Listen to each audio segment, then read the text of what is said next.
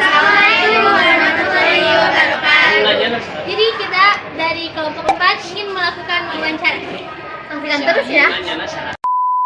Halo semua. Jadi sekarang kita masih ada di depan gedung Sultan Center. Sekarang kita akan melakukan wawancara. Sekarang tuh udah jam 9.23. Sebelum itu kita akan memperkenalkan anggota kelompok kita terlebih dahulu. Jadi di sana ada Nelvi, ada Tika. Yang ketiga ada Rika. Yang selanjutnya ada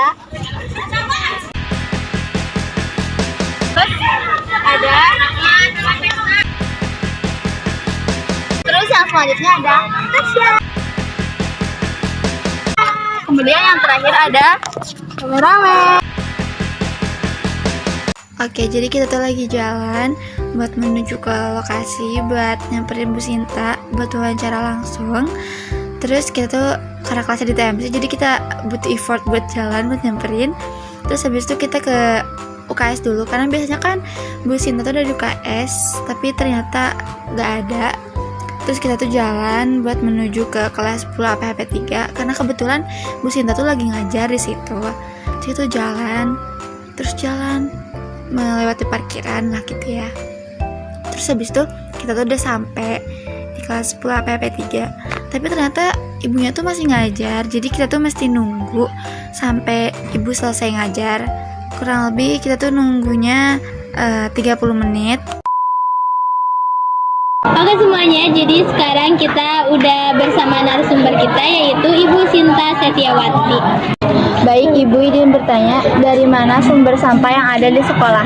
Nah, sumber sampah yang di sekolah itu biasanya kebanyakan dari jenis sampah kering dan hanya sedikit sampah basah, karena sampah kering dihasilkan kebanyakan berupa kertas, plastik, dan sedikit logam. Sedangkan sampah basah itu dari guguran daun pohon dan sisa makanan dan daun pisang, misalnya pembungkus makanan. Nah, banyak juga sih. Oke, baik. Terus bagaimana alur pembuangannya? Nah, memisahkan sampah aja sesuai jenisnya. Misalnya ada yang organik, ada yang non-organik. Kemudian ada juga melakukan konsep zero waste. Nah, konsep zero waste itu mulai sering disuarakan agar manusia mulai peduli dengan alam. Nah, mulai peduli dengan alam itu seperti apa? Dapat diwujudkan dengan menggunakan barang-barang yang tidak habis pakai.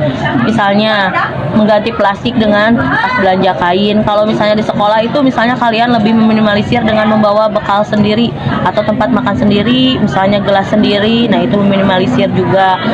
Mengganti styrofoam, tapi kan susah ya. Kemudian mengurangi pemakaian air minum dalam kemasan dan membuat pupuk dari sampah organik. Nah, itu. Oke, baik. Bagaimana cara menangani sampah yang ada di sekolah? Nah, cara menanganinya misalnya kalau di sekolah kan suka diadain nih sebulan sekali kayak Jumat bersih. Nah, itu cara sederhana untuk menimbulkan kesadaran akan bahwa bahaya plastik. Nah, dengan menegagaskan kegiatan tersebut setiap Jumat, misalnya kita diadakan nih sebulan sekali. Nah, itu juga salah satu Cara penanganannya ya? ya cara penanganan tersebut. Oke, baik. Kemudian kira-kira apa yang Ibu ketahui tentang sampah plastik? Sampah plastik itu misalnya merupakan salah satu jenis sampah yang memberikan ancaman serius juga terhadap lingkungan ya, karena mencemari juga. Nah, selain jumlahnya cenderung semakin membesar nih di sekolah, kantong plastik juga jenis sampah yang sulit terurai oleh proses alam. Karena kan sampah plastik itu susah nih, udah dikubur berapa tahun pun masih ada. Kemudian pencemaran juga yang tidak dikenal oleh sistem biologis di lingkungan mengakibatkan senyawa pencemar terakumulasi di alam, jadi susah untuk terurainya. Iya. Terus apa konsep 4R yang telah dilakukan di sekolah?